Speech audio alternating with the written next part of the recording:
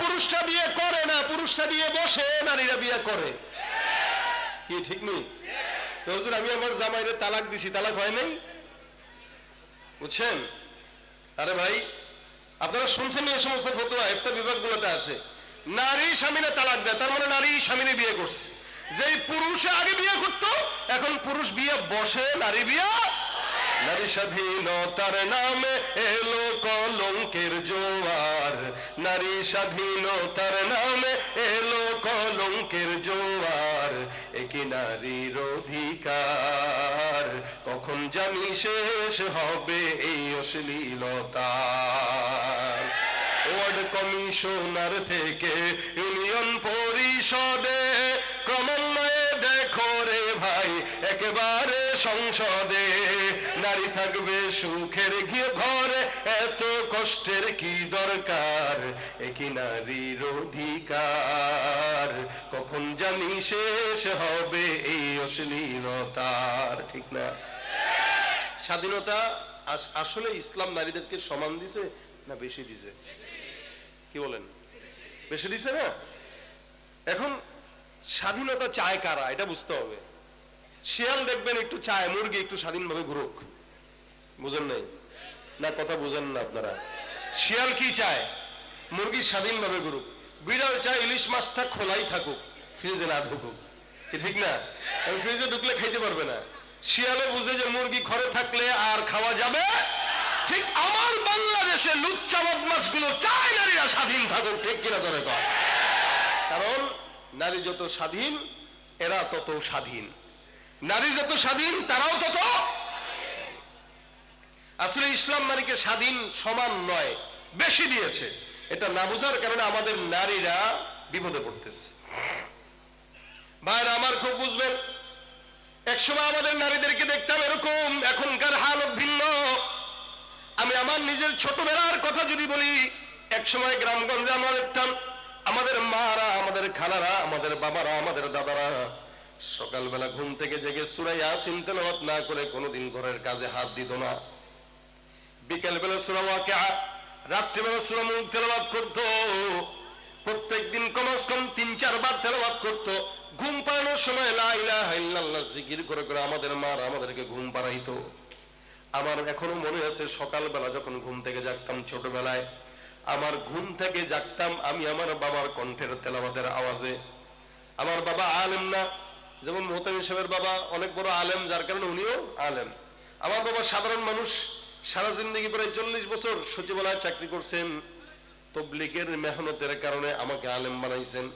কিন্তু আলহামদুলিল্লাহ আমি মাঝে মাঝে বলে আমার চাইতে আমার বাবার আমল 100 গুণ বেশি।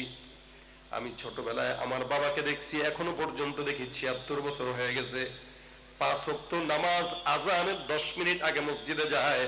আমার বাবা এমন একজন বান্দা, যে বান্দাটা মসজিদে সবার আগে ঢুকে বের হয় সবার শেষে। এটা আপনার বাবার সঙ্গে আপনি মিলায় দেখেন, তার সাথে আপনার আমলের মিলবে না, সে উপরে আপনি নিচে। কারণ সে যে আমার রাসূলের জামানার নিকটে এক সময় আমাদের ঘুম ভাঙতো, আমার ঘুম ভাঙতো আমার বাবার কোরআন তেলাওয়াতের আওয়াজে, আমার ঘুম ভাঙতো আমার মায়ের জিকিরের আওয়াজে। আর বর্তমান সন্তানদের ঘুম ভাঙে মা বাবার মোবাইল, ফেসবুক আর ইউটিউবের আওয়াজে। বাস এত জোরে আওয়াজ দিলেন, তার মানে এটাই বাস্তব। ঠিক না? সব জায়গায় হালত এক। মা ঘুমের আগে মোবাইল দেখে, বাবাও ঘুমের আগে মোবাইল দেখে। সন্তান তাকায় দেখে কিনা মাও মোবাইলের দিকে, বাবাও মোবাইলের দিকে। ঘুম থেকে তাকায় দেখে মাও মোবাইল চালায়, বাবাও মোবাইল চালায়। এই কারণে 5 বছরের সন্তানটাও মোবাইলের আবদার করে বসে। ঠিক কিনা? এটা হলো জামানার পরিবর্তনের হাল। এই কারণে গুনার আসবাবে মাসিয়াটাও বেশি, এমন বেশি বেশি আসবাব, গুনাহের আসবাব। আল্লাহ পাক রব্বুল আলামিন বলে এই জামানার মধ্যে এত গুনাহ যখন হয়ে যাবে, তখন বান্দাদেরকে আমি আল্লাহ পাক রব্বুল আলামিন একদম নিরাশ না করে বান্দাকে আমি আল্লাহ বললাম, এ বান্দা ফাকুল তুস্তাগফিরু রাব্বাকুম ইন্নাহু কানা গফফারা। বান্দা ইস্তেগফার করো, নিশ্চয়ই আল্লাহ তিনি ক্ষমাশীল। আপনার আমার মায়ের চাইতে বাবার চাইতে আমার প্রতি আল্লাহর ভালোবাসা বেশি না কম? আরে বেশি বলেই তো আল্লাহ পাক আমাদেরকে এখানে বসায় রাখছেন। কি বলেন? কথা বুঝে না এরা? ও ভাই, এই যে আমরা বসলাম, আল্লাহ আমাদেরকে মহব্বত না করলে আসতে পারতাম? হ্যাঁ? আতা ইবনে আবি রবাহ রাহমাতুল্লাহ আলাইহি, আপনাদের সত্য একটা কথা মনে আসছে তাই বলতেছি। আতা ইবনে আবি রবাহ বিখ্যাত একজন তাবেঈ ছিলেন। উনি একবার রাত্রিবেলা তাহাজ্জুদের সময় উঠে দেখেন উনার দাসী তাহাজ্জুদের নামাজে বসে বসে দোয়া করতেছে, আল্লাহ তুমি যে আমারে ভালোবাসো এই বিনিময়ে আমাকে ওই জিনিসটা দাও। আল্লাহকে মুনাজাতে বলতেছে, আল্লাহ তুমি যে আমাকে ভালোবাসো এই বিনিময়ে ওইটা দাও। এটা হলো মেয়েদের স্বভাব। দেখবেন মেয়েরা স্বামীর এই কোটের বুতাম লাগায় দিবে, পাঞ্জাবের বুতাম লাগায় দিবে আর বলবো জান, বলে কি তুমি আমারে ভালোবাসো না? বাসি তো, বাসলে আমি একটা জিনিস চামু দিবেন। চাওয়ার লেগে ভালোবাসার সঙ্গে কি মিল আছে? না বলেন না, ভালোবাসেন তো, বাসেন তো, বাসেন তো, কন না। এর পোলাপান মানুষ এগুলো বুঝবে না, কারণ এগুলো অধিকাংশের বউ নাই। কি তোমরা চাও বউ হোক নাকি? বয়স হোক। কারা কারা বিয়ে করে নাই হাতটা তুলে দেখি। বিয়ে করে নাই কারা কারা? কারা কারা করে নাই? হ্যাঁ, এই কয়জনই? আওয়াজ হোক, নারায়ে তাকবীর। এই আওয়াজে বউ জুটবে না। লিল্লাহে তাকবীর। হ্যাঁ, এবার জুটার ইচ্ছা আছে, আশা আছে। আল্লাহ জুটায় দেখ, বয়স হইলে, এখন না। সবই বুঝে। তাই একটা বিবিদের আদত হইল স্বামীদেরকে এভাবে বাইস্ট করে, এই আপনি আমার মহব্বত করলে ওইটা দেন, ওইটা দিয়েন, ওইটা দিয়েন। আতা ইবনে আবি রবাহের দাসী বলতেছে, আল্লাহ তুমি আমার মহব্বত করো, মহব্বতের বিনিময়ে ওইটা দাও। আতা ইবনে আবি রবাহ ডাক দেয়া বলতেছেন, কি বলতেছে উল্টা পাল্টা, বরঞ্চ এই কথা বলো যে আল্লাহ আমি তোমার মহব্বত করি, এই বিনিময়ে ওইটা দাও। দাসী বলতেছে, হুজুর না না না না, আমি আল্লাহরে কি মহব্বত করি, আমি আল্লাহরে ভালোবাসি না। মানে কি? আমার দিল এতটুকু, আমি কেমনে আল্লাহরে ভালোবাসবো? আর আল্লাহ পাকের দিলের সীমা নাই, তা আল্লাহ মহব্বতের সীমা নাই। সুবহানাল্লাহ কয় না? আমি এই জন্য বললাম, আল্লাহ তুমি আমাকে মহব্বত করে মহব্বতের উসিলা দাও। কেন বলছি জানেন? আতা ইবনে আবি রবাহ বলে, কেন বলছো বলো? যে চতুর্দিকে তাকায় দেখেন তো কত বাড়ি ঘর আছে। দেখলাম প্রত্যেকটা বাড়ি ঘরের মানুষগুলো ঘুমন্ত। আল্লাহ পাক এতগুলো মানুষের মধ্যে আমাকে যে মহব্বত করেন এটার আলামত হইল আমাকে গভীর রাতে উঠায়া যায় নামাজে বসায়া তার কদমে সেজদা দেওয়া দিয়েছেন।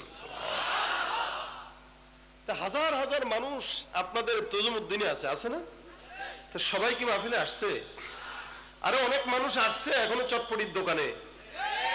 এর আল্লাহ আনছে কিন্তু ভিতরে ঢুকায় নাই। আল্লাহ কর তোর সীমা এতটুকুই, তুই এর বেশি যেতে পারবি না। আর আপনাকে আমাকে কান ধরে যে বসাইছে, আল্লাহ কর তুই বসেই থাকবি, কারণ তোর আমি মহব্বত করি। তা আল্লাহ আমাদের মহব্বত কতটুকুন করেন? রাসূল বলেন মহব্বত, প্যার, ভালোবাসা, মায়া, এটা যখন আল্লাহ পাক বানান 100 ভাগে ভাগ করেছেন। কয়শো? আল্লাহ নবী বলেন 100 ভাগে ভাগ করার পর 1 ভাগ মহব্বত সারা জমিনের মধ্যে আল্লাহ পাক ছড়ায় দেয়। ইনসান, জিন্নাত, ফারিস্তা, মাখলুকাত সবার মধ্যে 1 ভাগের কিঞ্চিত মহব্বত নিয়ে সন্তানের প্রতি মা বাবার মহব্বত যদি এত হয়, 1 ভাগের কিঞ্চিত মহব্বত নিয়ে বিবির প্রতি স্বামীর মহব্বত যদি এত হয়, আমার নবী বলেন বাকি থাকলো কয় ভাগ? 99 ভাগ। রাসূল বলেন বাকি 99 ভাগ মহব্বত শুধুমাত্র আল্লাহ বান্দাকে ক্ষমা করার জন্য আল্লাহর দিলে রেখে দিয়েছে। তুমি পারো করতে মোচন অভাব দুঃখী লোকের, তুমি পরম মুক্তি দাতা মালিকে জগতের, তোমার কাছে চাই যে পানা, তোমার কাছে চাই যে পানা, আমরা প্রতিদিন তোমার দয়ায় পূর্ণ আমার সারা নিশিদিন। আল্লাহ তুমি দয়ার সাগর, আল্লাহ তুমি দয়ার সাগর, রহমানুর রহিম, তোমার দয়ায় পূর্ণ আমার সারা নিশিদিন। কার দয়া? এই জন্য আমার আল্লাহ পাক রব্বুল আলামিন বান্দাকে কতটুকু দয়া করেন দেখেন।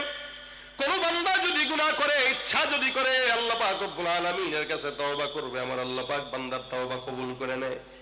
নবী করিম সাল্লাল্লাহু আলাইহি ওয়াসাল্লাম বলেন, মান হাম্মা বিহাসানাতিন, কেউ যদি একটা নেকের কাজের নিয়ত করে, আমার আল্লাহ পাক রব্বুল আলামিন নেক কাজের নিয়ত করার পরে নেক কাজটা যদি নাও করে, আল্লাহ পাক ওই বান্দার আমলনামায় পরিপূর্ণ নেকের সওয়াব দান করে দেয়।